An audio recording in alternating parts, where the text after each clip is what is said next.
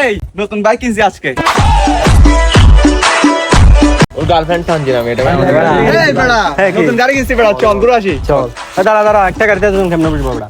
সমস্যা নাই বেড়া, নতুন গাড়ি না বেড়া, চল। এই ভাই বাইক চেক দিবি, বাইক চালাতে পারোস? আমার লাইসেন্স আছে বেটা। আচ্ছা তাহলে ধর, কিন্তু এসিটা বসা যাবে না, এটা আমার সিট।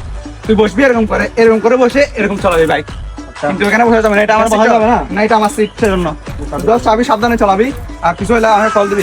নতুন গাড়ি এরকম করে? হ্যাঁ, এরকম করে বসে যাবি। নতুন গাড়ি বেড়া আমার থেকে ভালো কেউ চালাতে পারবে?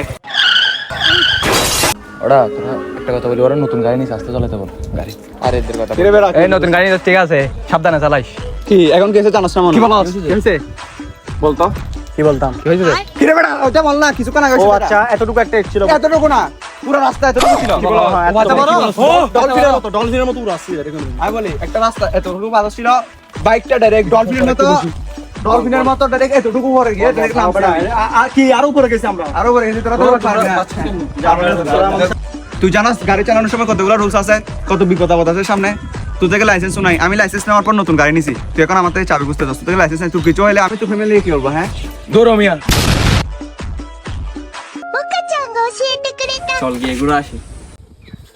তুই এখানে বসতে হবে না, এখানে সব ময়লা বাসছে তোর প্যান্টটাকে। নতুন গাড়ি না এটা, গেঞ্জিটা খুলে মুছে দে এটা বেটা। গে